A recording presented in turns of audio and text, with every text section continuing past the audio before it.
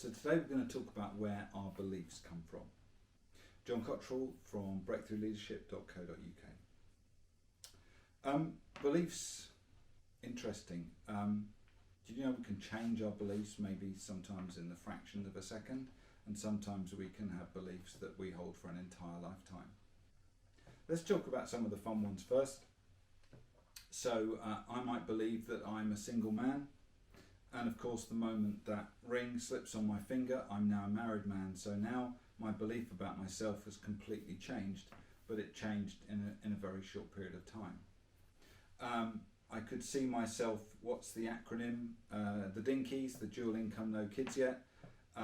So I see myself as a married man, but the moment the child is born, I'm now a father.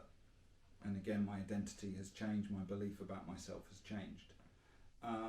Or it might be that I see myself as an only child, but my sister or my brother is born, and now I've got a sibling.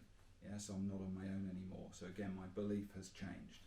So there's many things that can happen to us, or that happen in our lives, that cause our beliefs to change, and there's other things where our beliefs stay the same throughout our lives. If we look for the sources of those beliefs, some of these beliefs are instinctive. Some beliefs come from parents, so some things imprint on us. The imprinting phase, I think psychologists would say, is from 0 to 7. So that's just, the wide-eyed baby taking everything in, and not surprisingly, our beliefs would tend to mirror those of our parents. And then from the age of 7 to about 14 is what's called modelling. This is where you see the little boys carrying around tools, following daddy, or girls in their mummy's high heels and wearing pearls and all of these things. And this is called the modelling age. In my own case, I'm smiling because I can remember my daughter, she'd seen me or mum polishing shoes and decided that she would have a go. But of course, most of the polish went on the terracotta tiles on the floor and not on the shoe. But that is called modelling. That's how they learn. It's by experimenting. So don't scold your child for experimenting. Praise them for the learning, and then maybe show them how to do it, so that they learn better.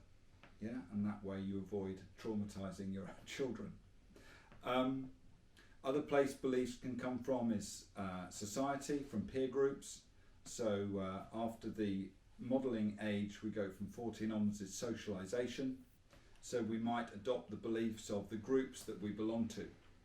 And obviously one of the drivers of the beliefs we hold is this whole acceptance, rejection dynamic.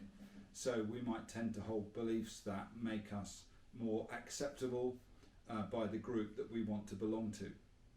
And yet we won't consciously think that's the reason we believe that. We might just be fitting in, but we'll be doing so automatically with no real thought to what's really going on. One powerful group of influencers in our early lives are our teachers. I get quite a few clients who can talk about events. In my own background, I can think of some amazing teachers, really amazing human beings, most of whom have passed on now, because obviously my age and were that bit older, but I can still remember their names, their faces, and some of the things that they taught me. And I was very fortunate to be taught by those people. At the same time, there's one I can remember who definitely is at the opposite end of the scale. He must have had his own challenges.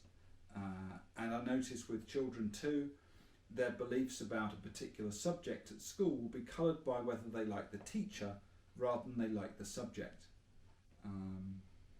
So I often get the clients coming who've had a bad experience. So a teacher will have said, you're stupid, or you're this, or you're that. And that labelling from a person in an authority position can be catastrophic in terms of someone's self-esteem, their self-confidence, and their beliefs about themselves.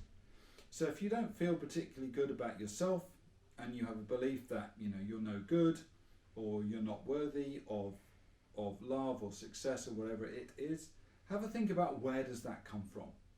Is that really yours, or is that baggage somebody else's? If a teacher needed to tell you that you were stupid, is that really how they feel themselves? Or were they just exasperated by having to manage, 30 unruly kids in a day? And do you need to take that thought with you for the rest of your life? It's a great story in one of Jack Canfield's Chicken Soup for the Soul about I think it was the equivalent of a traveller family in the US, and the teacher had said to them, well, you need to write down your dreams. And this little boy had a dream about owning a big ranch and lots of horses. And when he'd finished his homework, the teacher said, well, this is completely unrealistic for you. I'm going to give you an F grade, a fail grade. But if you want to go home and rewrite it and make it more realistic, I'll give you a better grade. And the kid went home to his father, and his father said, well, how much do you want the dream, son? And the kid went back and got his F grade. Later on in life, there were busloads of kids going to see the ranch. Yeah? And the teacher realizing that he needed to not do that kind of behavior anymore. Yeah? So don't let someone else limit your beliefs about yourself.